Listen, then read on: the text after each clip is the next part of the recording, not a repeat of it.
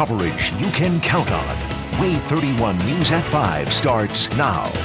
The ongoing rain is causing some flooding issues across North Alabama. You are taking a live look at the Wave 31 Storm Tracker Early Warning Radar Network. Wave 31 Chief Meteorologist Kate McKenna has the latest update on what you need to know at this hour. Plus, officials are reporting several trouble spots across North Alabama as roads become flooded. Here you can see the water spilling into the roadway on Bunny Lane in Decatur. We have a live report on some of the trouble areas in your region. Thank you for joining us tonight. I'm Alex Torres Perez. We are bringing you team coverage on today's heavy rains and flooding, but we want to get started with Wave 31 Chief Meteorologist Kate McKenna with what's happening right now. And it looks like the rain is finally starting to let up. Yeah, just a little bit of good news here on the Wave 31 Storm Tracker Early Warning Radar Network. The bad news is that it's still raining in many locations across North Alabama, a very active picture, but it's not raining as heavily as it has been over the past several hours. So let's put all of this in motion for you.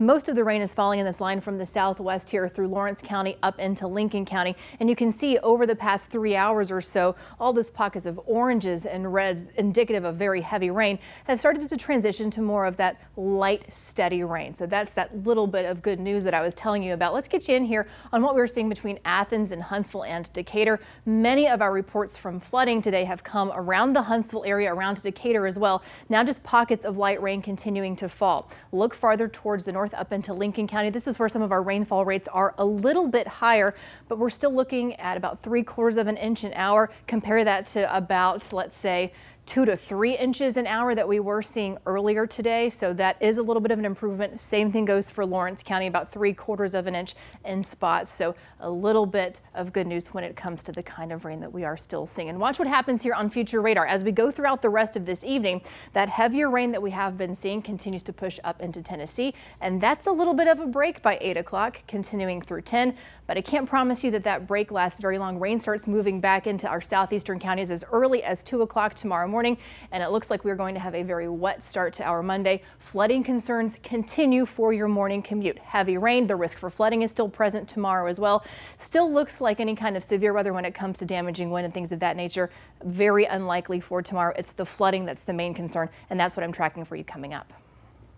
Thank you, Kate. Now, happening right now, pockets of Huntsville are being affected by flooding. Huntsville police say they have responded to nearly 20 wrecks since midnight. Wave 31's Olivia Schuler is standing by off Cecil Ashburn Drive tonight with more details on water over the roadway there. Olivia, how's it looking? Hey, Alex. Yeah, as Kate said, the rain may have slowed down, but that doesn't take away any of the risks that we're seeing on roadways. Right behind me here, you'll see Cecil Ashburn Drive up there. Of course, we don't see any flooding right now, but we do see water overlaying the road. So that's something we want to be aware of when it comes to hydroplaning.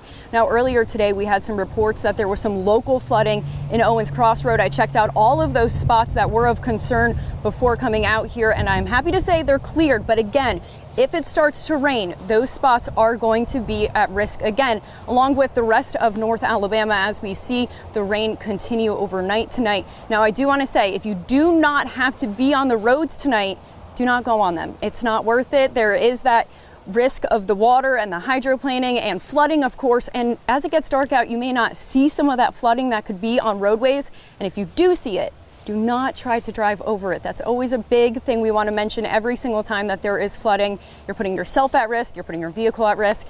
It's just not worth it. But that is everything that we have right now. Like I said, Cecil Ashburn Drive, a big stretch of the roadway. No major flooding, but there is some water over top of the road we want to be aware of and to be careful on. Like I said, that hydroplaning is really the risk that I would see right now on the roadways. We will continue to keep you updated on any flooding or weather changes that we see. Reporting live in Madison County, Olivia Schuler, Wave 31 News. Thanks, Olivia. And we've already seen some significant damage from all this flooding this weekend. I mean, take a look at this. Barnes Road in Ardmore is now closed because of a washed out culvert. The city told us it could be days before the road is passable again. Meanwhile, Decatur police also warning people of flooded roads. You're taking a look at Shady Grove Lane. Officers asking you to take special care if you have to go this way. And like Olivia mentioned, if you can't see the road, it's probably not safe to drive through. Our team coverage now continues with Wave 31's Ashley Carter. She's in the Weather Center with a breakdown of the recent rain that we've gotten. Ashley. All right, we still have some of these flood warnings in effect. The National Weather Service has allowed any flash flood warnings to expire just about an hour ago, but they have issued what is called an aerial flood warning. And that just means that the risk for some flooding in some of these areas that receive some of that heavy rain today is still imminent, especially as we go on throughout the night and it gets darker. And these are the areas that are really seeing that flooding risk in parts of Madison, Morgan, Limestone, and Jackson County. And just look at how much rain, this estimated rain we've gotten in some of these areas. 3 inches across the state line in Tennessee, a little over 3 inches in Madison County. And then of course these areas in Morgan and Limestone where we were seeing that heavy rain yesterday, any additional rain that we got today just added on. And then as we go on further east, we see about over 2 inches over in Jackson County. So that is why that warning is in effect. And again, if you can avoid going out tonight, I would. If you do have to drive, make sure not to drive over any flooded roads, and if you can't see it, to just avoid it. And of course, all of North Alabama has still in that flash flood watch, and they have gone ahead and extended it until Monday at 7. Chief Meteorologist Kate McKenna will give you your full forecast on what you can expect tomorrow, and as another round of heavy rain is on the way. Thank you, Ashley. Now, a man from Tuscaloosa did drown after he was swept away by floodwaters. Officials say they found the body of 40-year-old Kelvin Watford this morning. His body was found a quarter of a mile downstream from where his SUV was found wedged under a bridge. Police say that SUV was swept into the drainage ditch by floodwaters on Saturday. And a staff development day at Lincoln County Schools has been canceled tomorrow, and that's because of the weather. Students already had the day off. And as we continue to track the threat for heavy rain and flooding, be sure to download our Way 31 Storm Tracker weather app. It provides emergency alerts, live updates, and access to our Storm Tracker early warning radar network. The app is free for both Apple and Android devices. New this evening, 2 people died in a rollover wreck in Hartselle last night. 24-year-old Harley Hill was pronounced dead at the scene, while 25-year-old Abigail Holliday was taken to the hospital where she later died. Officials say the car was involved in a high-speed chase before the wreck. Deputies stopped their pursuit because of the weather and the road conditions, but shortly found the vehicle crashed on Lane Road in Hartselle. Another deadly crash did take place this morning near Danville. It happened on South Johnson Chapel Road. State troopers say Skipper Smith was not wearing his seatbelt when his car left the road and hit a tree. He was pronounced deceased at the scene. State troopers are still investigating the crash. Let's shift our focus now to the coronavirus pandemic. Not a single hospital in the state of Alabama has an ICU bed available, and today the Alabama Hospital Association reports negative 67 ICU beds here in Alabama. Way 31's Olivia Schuler tells us more about how Marshall Medical Centers are managing the number of patients they're seeing and changing procedures to cope. Outside the hospital, everything's just normal. People on the outside don't know what's going on inside these hospital walls. You know, people are doing what they want, going, which is, fine. I mean, there's controversy around everything. But if I could give one message to the public, I would ask them to give us some grace. Chief Nursing Officer of Marshall Medical Centers, Kathy Woodruff, echoes other health officials' repeated message: wear a mask, social distance, and wash your hands. I'm not asking people to hunker down in their homes because that's not realistic, but a little bit of common sense, I think, might decrease some of the exposures that we've had, therefore decreasing the number of patients, that we're taking care of in the hospital. Some of those patients being cared for need an ICU bed, but since there are none available, that's where Plan B comes into place. We're holding several ICU patients in our emergency departments. And what I mean by that is these are patients that need to be in the ICU, but we don't have any ICU beds, so therefore they stay in the emergency department as an ICU patient. Woodruff says the 2 hospitals aren't at their breaking point right now, but they're struggling to continue at the current pace. Reporting in Marshall County, Olivia Schuler, Way 31 News. Now, as of Friday, the Marshall Medical Centers had 8 available surgery beds, and again, no ICU beds available. The North Medical Center has a total of 8 ICU beds that are all being used by COVID patients, while the South Medical Center has 12 ICU beds. Half are being used by COVID patients, and the other half are regular care patients. Meanwhile, starting tomorrow, Madison City Schools will no longer require students to wear a mask. The district is calling it mask preferred, but mask will be required on buses. The superintendent says they decided to make the change because the positivity rate within the schools is at less than 0.4%. However, some parents say they're not happy with the change. This is the question I want you to ask yourself. If God forbid you have to take your child to their teacher's funeral, how are you going to explain to your child that their freedom to not be mildly inconvenienced was more important than someone's life? That's not a lesson I want to teach my children. I'm teaching my children to love others the way Jesus loved others. Wearing a mask is literally the least we can do. You just heard from parent Laura Harper, and she told us she's already drafting emails to her kid's school, the superintendent, and the Board of Education. Now, the school superintendent says they are still monitoring data, and if the rate of cases climbs back up to 1%, they'll possibly return to requiring masks. But for now, this change will be in effect until fall break. Coming up, the U.S. military now saying only civilians and no ISIS-K fighters died in a recent drone strike. The latest details from Afghanistan. Well, the rain may be letting up, but it's not over. We still have a flash flood watch in effect for all of North Alabama. I'm tracking what's in store for the rest of tonight into your Monday, and when all of this is finally out of here, coming up. Coverage you can count on. You're watching Way 31 News with the Way 31 Storm Tracker Early Warning Radar Network.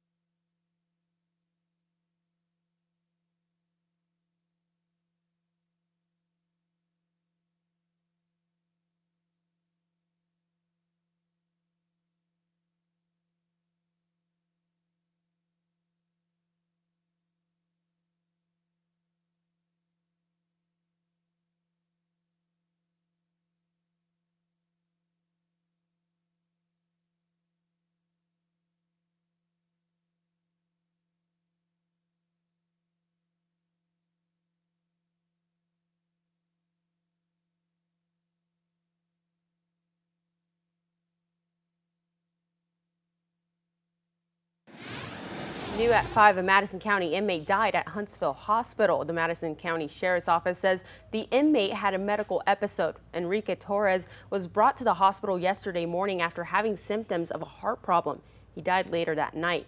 Torres was in jail on several charges, including sexual abuse of a child under 12.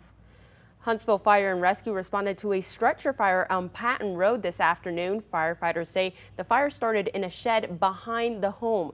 The fire did damage the side of a nearby home, but thankfully no one was injured. It's still unclear how the fire started. Now, we are working to learn if any charges will be announced following the death of a toddler after a head-on collision. Both the driver of the car and the toddler were ejected. State troopers say the driver was not using a seatbelt and the child was not restrained. The toddler was pronounced dead at the scene, and it happened Friday morning on Interstate 59 near Alabama 77. That's 7 miles south of Reese City in Etowah County. State troopers say the car crossed the median and collided with a tractor trailer while the driver was taken to the hospital for her injuries. New details: the U.S. military now admits it killed only civilians and no ISIS-K fighters when it targeted a car in Kabul last month. 10 people died in the drone strike, including 7 children, and this is footage of the aftermath of that strike. General Kenneth McKenzie described it as a, quote, tragic mistake, saying he takes full responsibility and offered his sincere and profound condolences. Meanwhile, Afghan women's rights activists gathered in Kabul over fears girls could be banned from secondary education. Earlier today, the activists protested and held a press conference calling for immediate start of school. The Movement for Change Party organized the protest and the conference. Yesterday, the Taliban said that the reason they called on boys to resume education is because they need to set up a, quote, secure transportation system for female students first. Weather coverage you can count on with Chief Meteorologist Kate McKenna and the Way 31 Storm Tracker Early Warning Radar Network. Well, it's been a rainy weekend all across North Alabama. Several reports of flooding coming from around the area. There's a little bit of a light at the end of the tunnel, at least temporarily, in the sense that all of the heavy rain that we've been seeing today is starting to let up just a little bit. That being said, we still got rain falling in places that have been reporting flooding. But I want you to watch here that loop on the Way 31 Storm Tracker Early Warning Radar Network. This is from the past 3 hours. Watch all of those pockets of oranges, the yellows, continue to dissipate as all of this is shifting northeastward up into Tennessee. And I told you, though, it's still raining in the locations that have seen many reports of flooding. I've been counting each one of these icons here. That's a report of flooding coming from the National Weather Service. Over a dozen reports in Madison County, Jackson, Morgan, Limestone counties. We definitely saw big flooding issues yesterday around the Ardmore area, and then we were just continuing to see problems today with the rain still moving through. Let's get you a closer view of what's happening here between Athens, Huntsville, Madison, Decatur. This is just light rain. Some of the issues earlier today being reported along 72, around Paint Rock, around Gurley, and those locations we are just seeing light showers. The occasional pocket of more moderate rain is moving through. Again, all of this shifting northward, and this is what we've got from Lawrence County up back towards Decatur. Some of our rainfall rates have still been a little bit higher in Lawrence County, but it's not the 2 to 3 inches of rain an hour that we were seeing just earlier this afternoon. Now we're looking at rainfall rates about 3/4 of an inch an hour. Same thing goes in Lincoln County. That heavier rain continuing to track out of the area. A little bit of a break from Bellevue over to Flintville. Now, as we look at the areas still under the flash flood watch, it's all of North Alabama and surrounding areas. This has been extended all the way through 7 o'clock tomorrow evening, and that just means that conditions are primed and ready for flash flooding to occur. This is what it looks like across North Alabama. Believe it or not, Muscle Shoals, we are seeing some blue sky right now. 76 degrees our current temperature, socked in with cloud cover, still in Huntsville. Raindrops on our camera lens indicator, and in Gunnersville, lots of cloud cover there as well. Temperatures stuck in the 70s today because of the clouds and the rain. And through tonight, while we are getting a little bit of a break right now, look at the rain chances start to increase as we get past midnight into early tomorrow morning.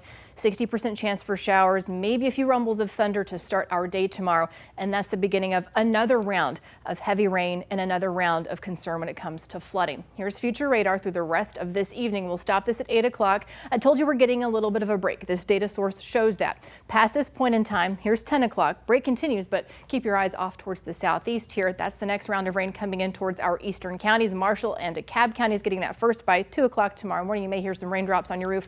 And then as we get into early tomorrow morning, 6 a.m., another round of heavy rain moving up from the south, continuing through our morning drive. That's 8 o'clock all the way through lunchtime. Perhaps another little bit of a break in the action, but we've still got rain off and on through the afternoon. That's 3 o'clock through the evening drive at 6 o'clock and another little break here by 10 o'clock tomorrow night.